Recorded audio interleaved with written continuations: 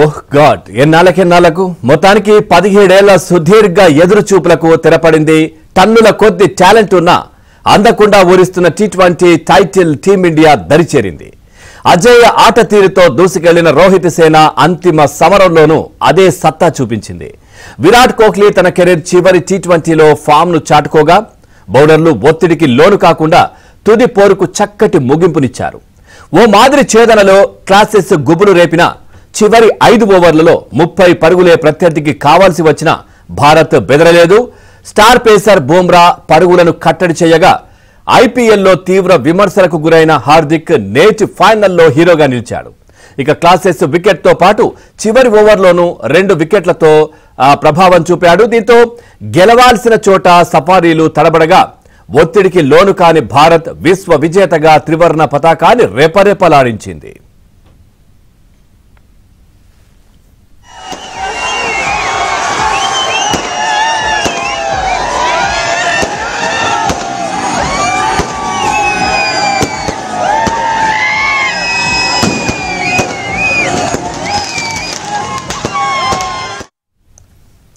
ఉత్కంఠ భరితంగా ముగిసిన T20 world cup ఫైనల్లో భారత్ ఛాంపియన్ గా నిలిచింది. నిన్న దక్షిణాఫ్రికాతో జరిగిన ఫైనల్లో రోహిత్ సేన 7 పరుగుల తేడాతో గెలిచింది. దీంతో 2007 తర్వాత మరోసారి ఈ మెగా టోర్నీని కైవసం చేసుకున్నట్లయింది. అలాగే 2011 తర్వాత ఏ ఫార్మట్ లోనైనా జట్టుకిదే తొలి వరల్డ్ కప్. అటు మొదటిసారి ఐసీసీ టోర్నీలో ఫైనల్ కు చేరిన దక్షిణాఫ్రికా విజయం అంచు వరకు వచ్చిన చివర్లో మ్యాచ్ను చేజార్చుకుంది. ముందుగా బ్యాటింగ్ కు దిగిన భారత్ 20 ఓవర్లలో 7 వికెట్లకు 176 పరుగులు చేసింది. విరాట్ కోహ్లీ 59 బంతుల్లో 6 ఫోర్లు 2 సిక్సర్లతో 76 పరుగులు. అక్షర్ పటేల్ 31 బంతుల్లో 1 ఫోర్ 4 సిక్సర్లతో 47 పరుగులు. ఇక శివం దుబే 16 బంతుల్లో 3 ఫోర్లు 1 సిక్స్ తో 27 పరుగులతో రాణించారు. ఇక కేశవ్ నోకియాలకు 2 వికెట్ దక్కాయి. ఆ తర్వాత ఛేదనలో దక్షిణాఫ్రికా 20 ఓవర్లలో 8 వికెట్లకు 169 పరుగులు చేసి ఓడింది. క్లాసెస్ 27 బంతుల్లో 2 ఫోర్లు 5 సిక్సర్లతో 52 పరుగులతో స్టబ్స్ 31, డికాక్ 39, మిల్లర్ 21 పరుగులతో రాణించారు. ఇక హార్దిక్ 3, బుమ్రా హర్షదీప్లకు 2 వికెట్లు దక్కాయి. ప్లేయర్ ఆఫ్ ద మ్యాచ్ గా Virat, player of the series గా బుమ్రా నిలిచారు.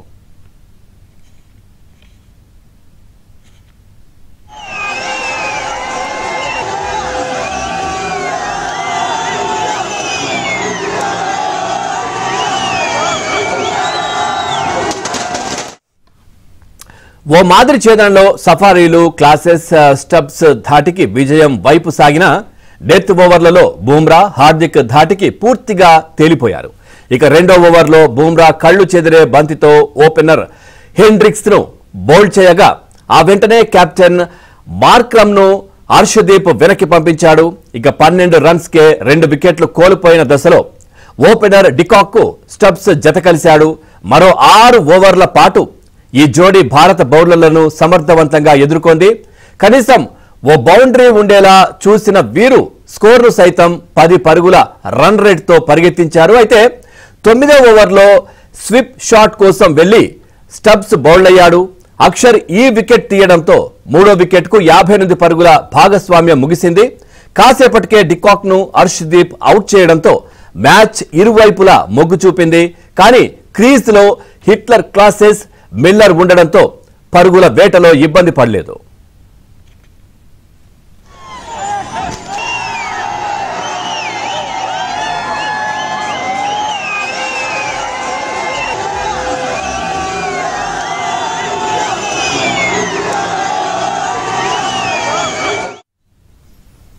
ఇక స్పిన్నర్లు అక్షర్, కుల్దీప్ ను లక్ష్యంగా చేసుకున్నారు. 14వ ఓవర్లో మిల్లర్ 4-6తో 14 రన్స్ రాబట్టగా ఇక 15వ ఓవర్లో క్లాసెస్ ఏకంగా 4-6-6-4తో 24 పరుగులు సమకూర్చడంతో సమీకరణం 30 బంతుల్లో 30 రన్స్ కు మారింది.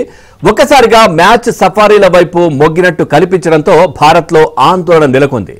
అయితే చివరి 4 ఓవర్లలో భారత బౌలర్లు చెలరేగారు. 16వ ఓవర్లో బుమ్రా 4 పరుగులే ఇవ్వగా 17వ ఓవర్లోనూ పాండ్యా 4 పరుగులే ఇచ్చి ప్రమాదకర క్లాసెస్ వికెట్ తీయడంతో భారత్ శిబిరంలో సంబరాలు నెలకొన్నాయి. 5వ వికెట్కు ఈ జోడీ 22 బంతుల్లోనే 45 పరుగులు జత చేసింది. ఓ సూపర్ ఇన్వింగ్స్ కు జాన్సన్ వికెట్ తీసిన బుమ్రా 18వ ఓవర్లో 2 పరుగులు ఇచ్చాడు. ఈ దశలో 12 బంతుల్లో 20 రన్స్ కావాల్సి రావడంతో సఫారీలు ఒత్తిడిలో పడ్డారు. మిల్లర్ క్రీజ్ లో ఉన్న షాట్లు ఆడలేకపోయాడు. ఇక ఆఖరి ఓవర్లో 16 పరుగులు అవసరమయ్యాయి. హార్దిక్ వేసిన వైట్ ఫుల్ టాస్ ను మిల్లర్ భారీ సిక్సర్ గా మలిచే ప్రయత్నంలో సూర్య సూపర్ క్యాచ్ తో వెనుదిరిగాడు. ఇక రబడా ఓ 4 సాధించిన 5వ బంతికి తాను అవుట్ అయ్యాడు. దీంతో భారత్ సంబరాలు ఆకాశాన్నంటాయి.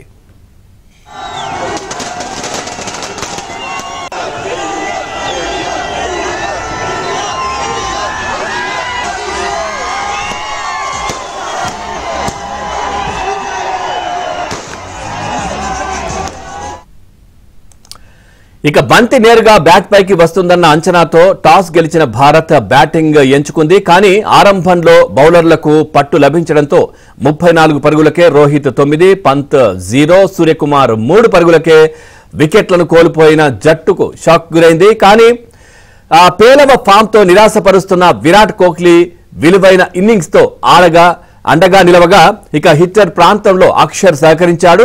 దీంతో సఫారీల ముందు జట్టు సవాల్ విసిరే స్కోర్ను ఉంచింది. 2వ ఓవర్లోనే స్పిన్నర్ కేశవ్ మహారాజ్, రోహిత్, పంత్ల వికెట్లు తీశాడు.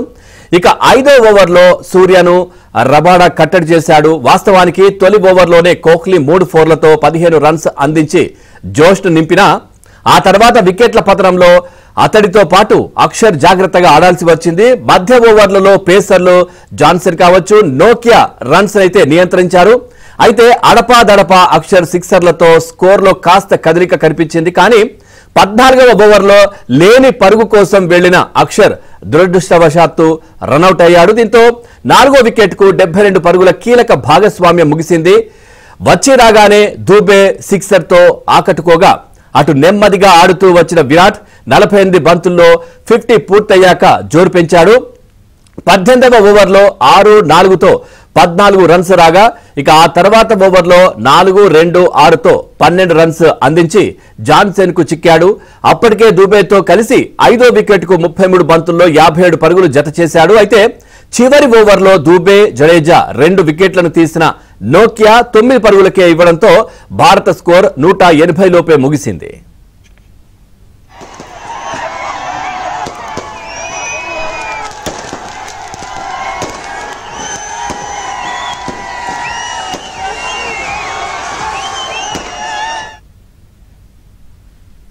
ఇక team India star batter Virat Kohli అనూహ్య నిర్ణయం తీసుకున్నాడు. భారత జట్టు విశ్వ విజేతగా ఆవిర్భవించి దేశ క్రికెట్ ఫ్యాన్స్ అంతా ఆనందోత్సాహాల్లో మునిగిన వేళ 35 ఏళ్ల విరాట్ ఊహించని నిర్ణయం తీసుకున్నాడు. అంతర్జాతీయ టీ20ల నుంచి తక్షణమే వైదొలుగుతున్నట్లు ప్రపంచ కప్ ఫైనల్ ముగిసిన క్షణాన ప్రకటించాడు.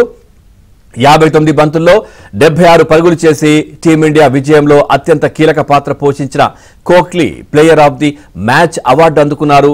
తాను ఆశించింది ఈ వరల్డ్ కప్పే, అది అందుకున్నా దాంతో ఇదే తన చివరి మ్యాచ్ అని అవార్డుల ప్రధాన కార్యక్రమానికి ముందు మాట్లాడుతూ విరాట్ వెల్లడించాడు. మనం పరుగులు సాధించలేమని భావించే రోజు ఒకటి వస్తుంది. భగవంతుడు గొప్పవాడు. రిటైర్మెంట్ ప్రకటించడానికి ఇంతకు మించిన తరుణం లేదు అని కోహ్లీ అన్నారు.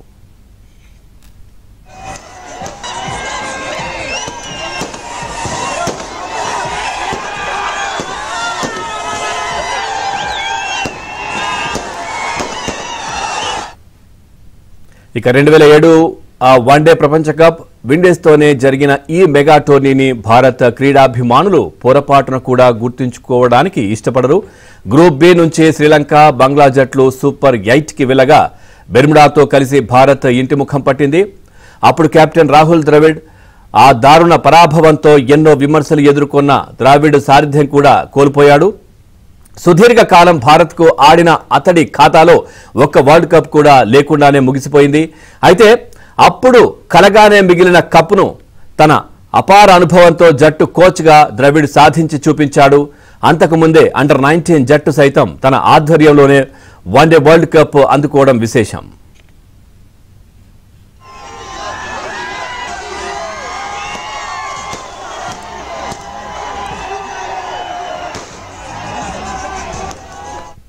ఇక రవిశాస్త్రి కోచ్ గా ఉన్నప్పుడు 2021 టీ20 వరల్డ్ కప్ లో జట్టు గ్రూప్ దశలోనే నిష్క్రమించింది. అనంతరం ద్రవిడ్ కొత్త కోచ్ గా బాధ్యతలు తీసుకున్నాడు. ఆ పరాభవానికి కారణాలను విశ్లేషించాక ఆట తీరులో మార్పు తెచ్చాడు. సంప్రదాయ ఆట తీరుకు స్వస్తి చెప్పి 3 ఫార్మెట్లలోనూ దూకుడుగా వెళ్లాలనే నిర్ణయం తీసుకున్నాడు. ఆటగాళ్లను వెన్నంటి ప్రోత్సహిస్తూ వారి నుంచి సరైన ఆట తీరును రాబట్టాడు. ఆ వివాదాల జోలికి వెళ్లకుండా ప్రపంచ క్రికెట్లో జట్టు ఆధిపత్యానికి తన వంతు ప్రయత్నం చేశాడు. ఫలితంగా 3 ఫార్మెట్లలోనూ జట్టు నెంబర్ 1 స్థాయికి ఎదిగింది. అలాగే అద్భుత ఆట తీరుతో 4 ఐసీసీ టోర్నీల్లో ఫైనల్స్ కు చేరగలిగింది. అయితే 3 సార్లు తుది మెట్టుపైనే బోల్తా పడింది. 2022 టీ20 వరల్డ్ కప్ సెమీస్ లో భారత జట్టు ఇంగ్లాండ్ చేతిలో ఓడింది. 2023 వరల్డ్ టెస్ట్ ఛాంపియన్షిప్ ఫైనల్లో, అదే ఏడాది వన్డే వరల్డ్ కప్ ఫైనల్లోనూ ఆసీస్ చేతిలోనే పరాభవం పాలైంది. కానీ 4వసారి ఫైనల్ కు చేరిన క్రమంలో కోచ్ గా ద్రవిడ్ అనుకున్నది సాధించాడు. అపజయమన్నది లేకుండా రోహిత్ నేతృత్వంలోని టీమిండియా టీ20 వరల్డ్ కప్ ను తమ శిక్షకుడి చేతికి అందించి సగర్వంగా సెండాఫ్ పలికేలా చేసింది. అంతకుముందు రవిశాస్త్రి శిక్షణలో భారత్ భారీ విజయాలు సాధించినా ఐసీసీ టైటిల్ మాత్రం అందని ద్రాక్షగానే మిగిలింది. 2019 one day world cup semis, 2021 world test championship final, 2021 T20 ప్రపంచ కప్ గ్రూప్ దశలో భారత్ కు పరాజయాలు ఎదురయ్యాయి.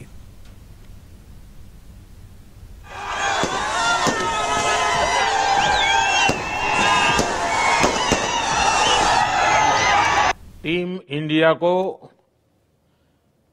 इस भव्य विजय के लिए सभी देशवासियों की तरफ से बहुत बहुत बधाई। आज 140 करोड़ देशवासी आपके इस शानदार प्रदर्शन के लिए गर्व अनुभव कर रहे हैं। खेल के मैदान में आपने वर्ल्ड कप जीता, लेकिन हिंदुस्तान के हर गांव, गली, मोहल्ले में आपने कोटि कोटि देशवासियों का दिल जीत लिया। और ये टूर्नामेंट एक विशेष कारण से भी याद रखी जाएगी। इतने सारे देश, इतनी सारी टीमें और एक भी मैच हारना नहीं, ये छोटी उपलब्धि नहीं है। आपने क्रिकेट जगत के हर महारथी, उनके हर बॉल को खेला और आपने शानदार विजय प्राप्त करते रहे। एक के बाद एक विजय की इस परंपरा ने आपके हौसले को तो बुलंद कर दिया, लेकिन इस पूरी टूर्नामेंट को भी रसप्रद बना दिया, रोचक बना दिया। आपने शानदार विजय प्राप्त की है। मेरी तरफ से मैं आपको बहुत बहुत बधाई देता हूं, बहुत बहुत शुभकामनाएं देता हूं।